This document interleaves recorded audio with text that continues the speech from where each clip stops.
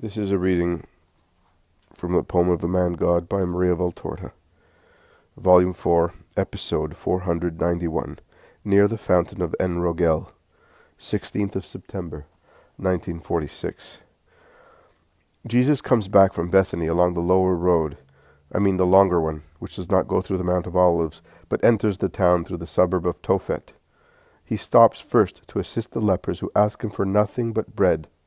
Then he goes straight to a large quadrangular basin, covered and closed on all sides but one. A well, a large covered well, the largest I have seen. It is larger than the well of the Samaritan woman, and it must also be rich in water, because the ground around it is nourished by it and looks very fertile, in contrast with the arid, sepulchral Hinnom Valley, a glimpse of which can be caught to the northwest. Only a solid stone building, like that of the well and its roof covering, could resist the dampness of the ground, and the dark, huge stones, which even without being an expert one realizes are ancient, resist, protecting the precious water.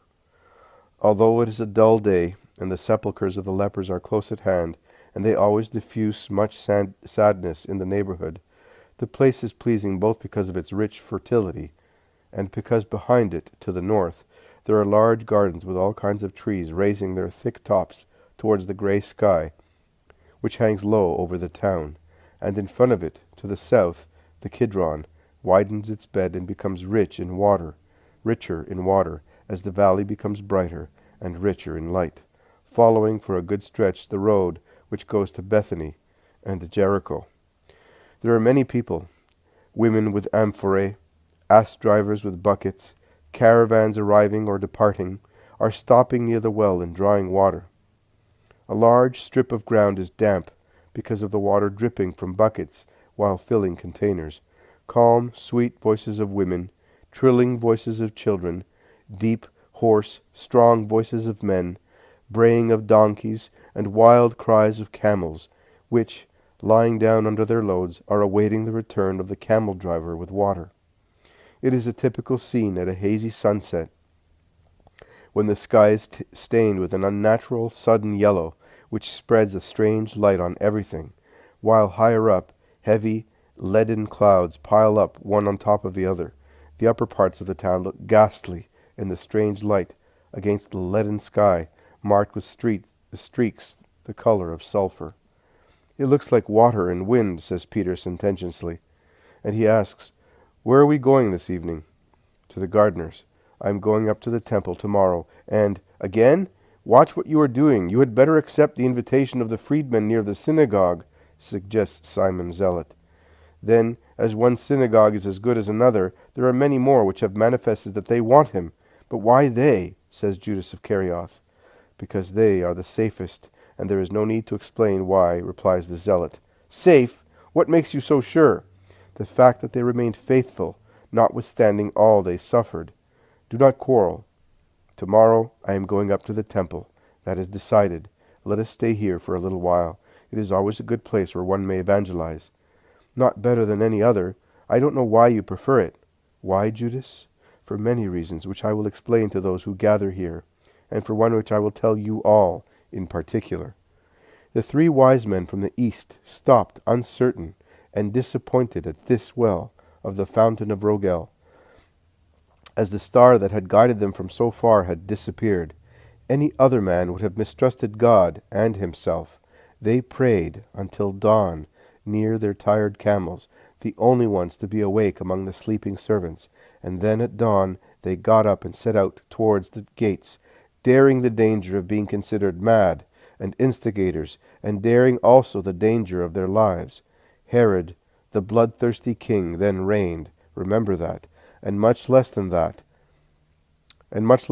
they, the wise men, wanted to tell him was enough for him to condemn them to death. But they were looking for me. They were not seeking glory, riches, honors. They were looking for me only. A baby, their Messiah, their God. The research for God, being good, always gives assistance and courage. Fears, low things are the inheritance of those who dream of base things. They yearned to worship God. They were strong in their love, which, after a few hours, was rewarded, as the star appeared once again to their eyes, here, in the moonlit night. Those who seek God with justice and love are never without the star of God, the 3 wise men. They could have rested among the false honors which Herod wanted to give them. After the response of the chief priests, scribes, and doctors, they were so tired. But they did not stop, even for one night, and before the gates were closed, they came out and stopped here until dawn.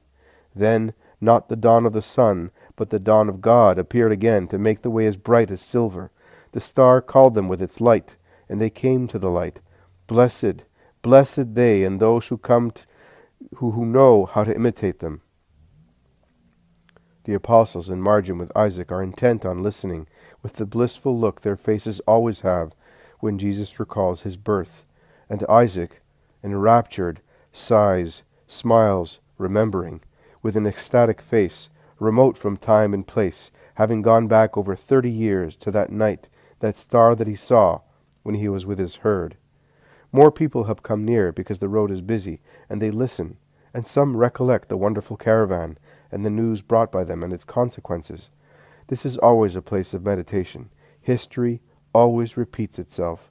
This is always a place of trial, for good and for bad people. But the whole life is a trial for the faith and justice of man.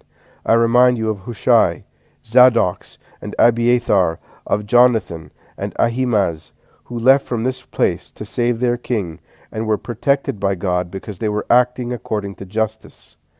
I will remind you of an event connected to this same place, but did not have a happy outcome, because it was an outrage, and thus it was not blessed by God. Near the Zoheleth stone, close to the fountain of En-Rogel, Adonijah conspired against the will of his father, and got the men of his party to proclaim him king. But the abuse was of no avail to him, because before the banquet was over, the hosannas sung in Gihon informed him, even before Jonathan of Abiathar spoke, that Solomon was the king, and that he who wanted to usurp the throne had to rely only on Solomon's mercy. Too many people repeat the deed of Adonijah and fight against the true king, or plot against him, following the party which seems the strongest one, and too many, by doing so, will be able to cling to the altar horns, begging forgiveness and trusting in God's mercy. Now that we have considered 3 events that took place near this well, can we say that this place is subject to good or bad influences?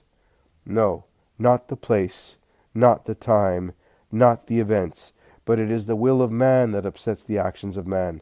En-Rogel saw the loyalty of David's servants, and Adonijah's sin, as it saw the faith of the 3 wise men.